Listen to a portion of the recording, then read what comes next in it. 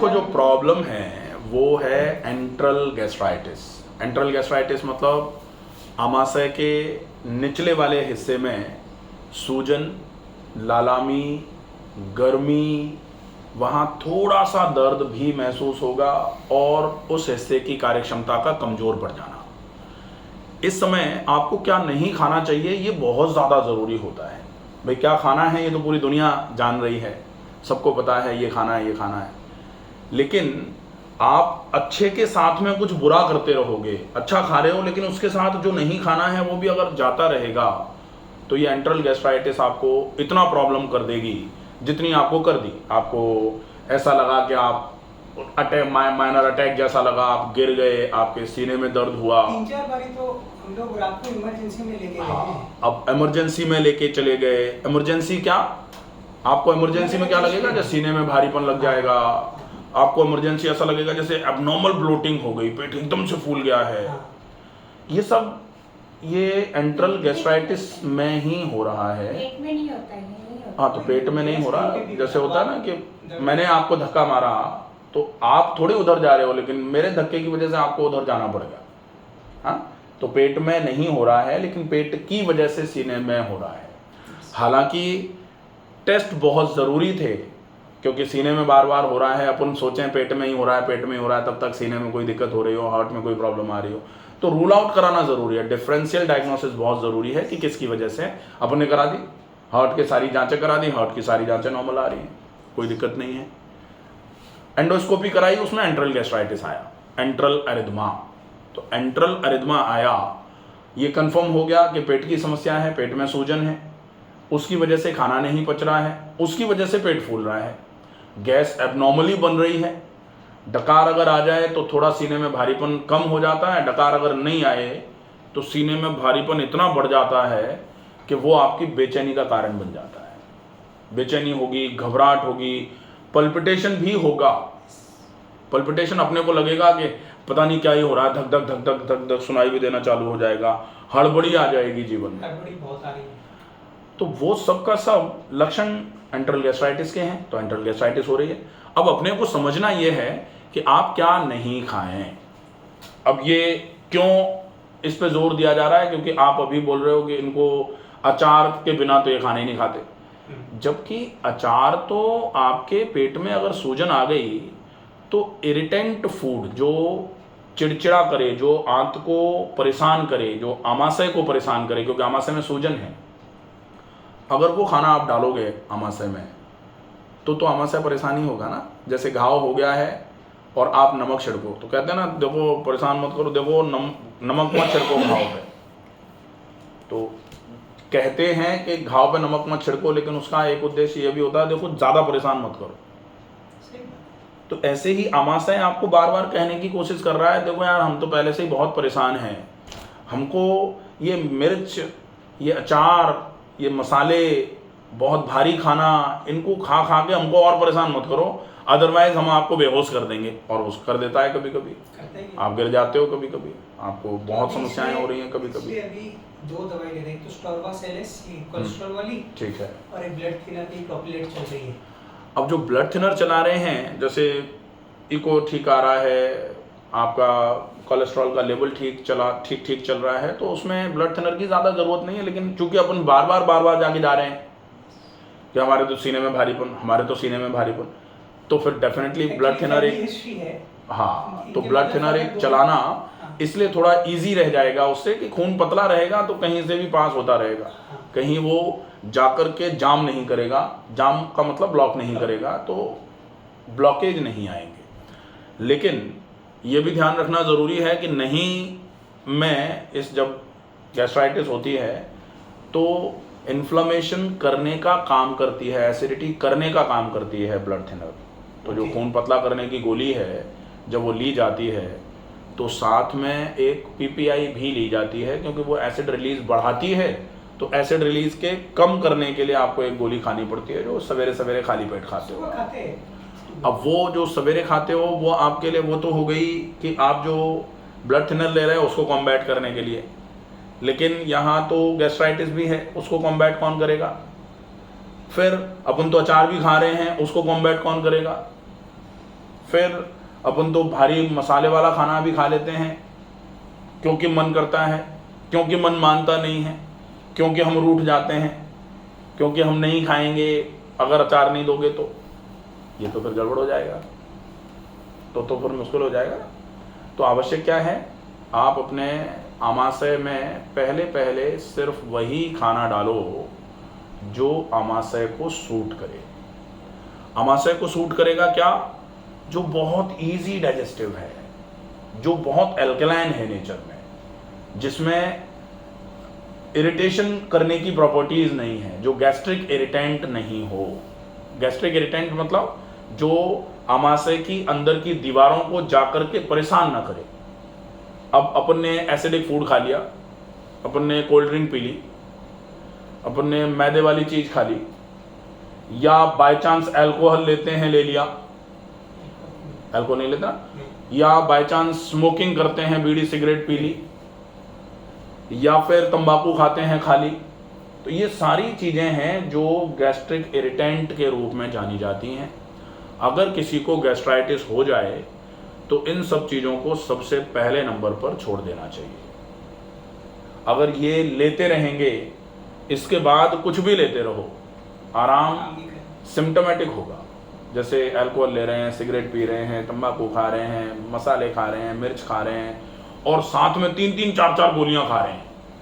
PPI सवेरे भी खा रहे हैं, दोपहर में भी खा ली, शाम को भी खा ली।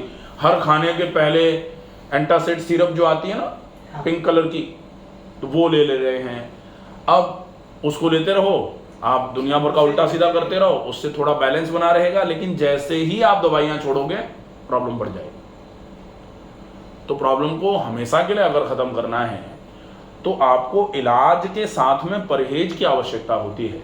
और इसीलिए आयुर्वेद में बहुत पुराने समय से परहेज की मान्यता रही है कि आप अच्छा ये तो आप दवाइयां लेना, ये खाना खाना, लेकिन ये नहीं भी खाना और ये नहीं भी करना।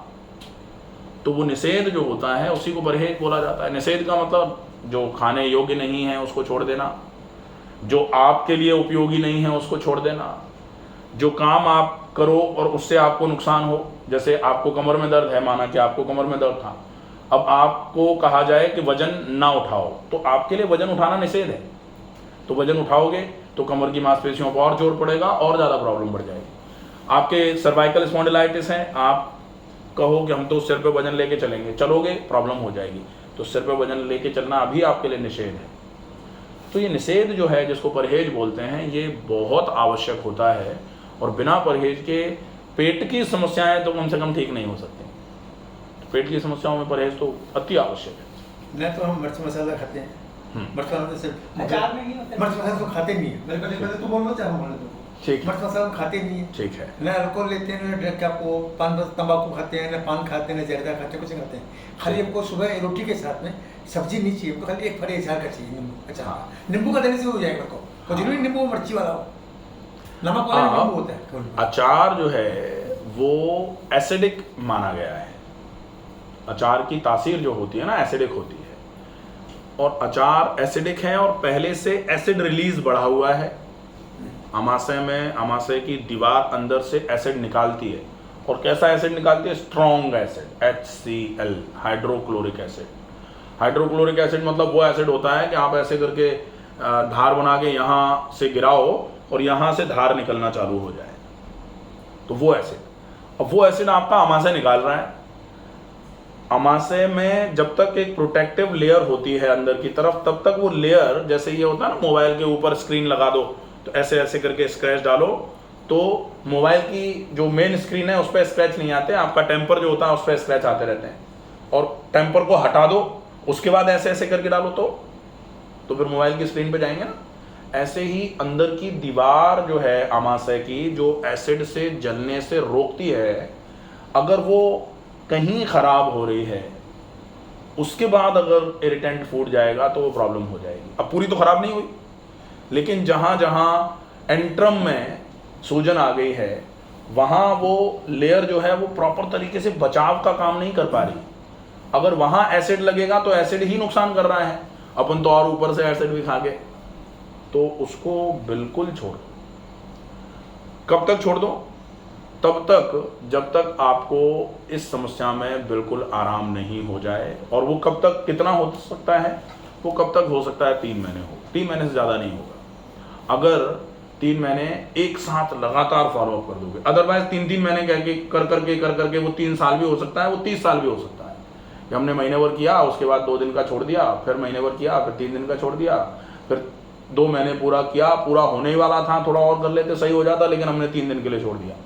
तो फिर वो छोड़ते फिर वो एक्यूट कंडीशन जो है ना वो क्रॉनिक में बदल जाएगी, फिर उसका सही होना थोड़ा ज़्यादा मुश्किल हो जाता है। ठीक है, तो परहेज सबसे पहले नंबर पर है।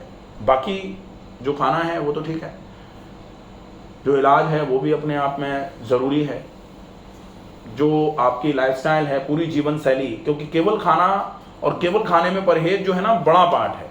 आप पूरा सब कुछ सही करते रहो, जीवन शैली सही करो, इलाज भी लेते रहो, गोलियां भी खाते रहो, आप योगा भी करते रहो, प्राणायाम भी करते रहो, डाइट में जो लेना है वो भी लेते रहो, सब कुछ बढ़िया है, लेकिन केवल एक चीज़ छोड़ते रहो, और वो निषेध जो है, जो नहीं लेना है खाने में, अगर वो खाते रहोगे तो पूरी बीमारी ठीक करने में कभी भी सफल होना बड़ा मुश्किल हो जाएगा, बहुत मुश्किल।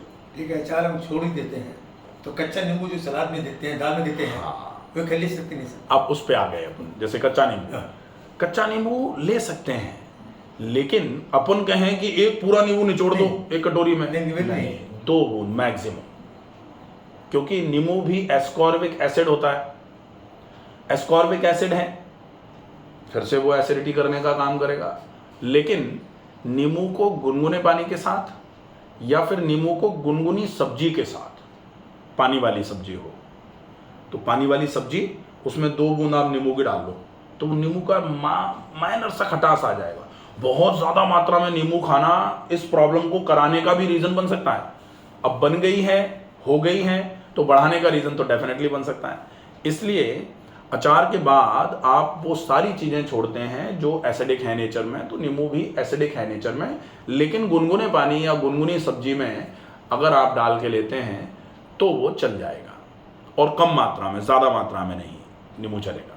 ठीक है, फिर आती है बारी कि आप खाने में क्या खाओ जो कॉम्बैट कर दो एसिडिटी को। तो अल्कलाइन चीज़ें खा लो। अल्कलाइन में क्या खा सकते हो, सब्जियों का जूस ले लो। जो खट्टे फल नहीं हैं उनको अच्छी मात्रा में खाओ, खट्टे फल भी नहीं खा सकते। ठीक है, फिर अच्छी मात्रा में आप सलाद अगर खा रहे हो तो खाने के कम से कम 1 घंटे पहले खाओ, और बहुत मोटे आटे की रोटी खाओ, ये चलेगा, ये बहुत अच्छा है। आप देखो एंट्रल गैस्ट्राइटिस में कितनी जल्दी आराम होना चालू होता है, बहुत जल्दी। लेकिन अगर छोड़ते रहेंगे तो फिर एंट्रल गैस्ट्राइटिस ऐसी है, मैं जानता हूँ कई लोगों को जो 30-30, 40-40 साल से परेशान है। अब 30-40 साल से परेशान है मतलब जो आज 60-65 साल के हो गए, वो 25 साल की उम्र से ही परेशान है, लेकिन ठीक नहीं कर पा रहे अपने आप को। क्यों? क्योंकि कहीं मिस्टेक्स होती जा रही हैं। जो परहेज कर रहा है वो खाने में गड़बड़ी, जो नहीं खाना है वो तो नहीं खा रहे, लेकिन जो खाना है वो ज़्यादा मात्रा में खा लेते हैं।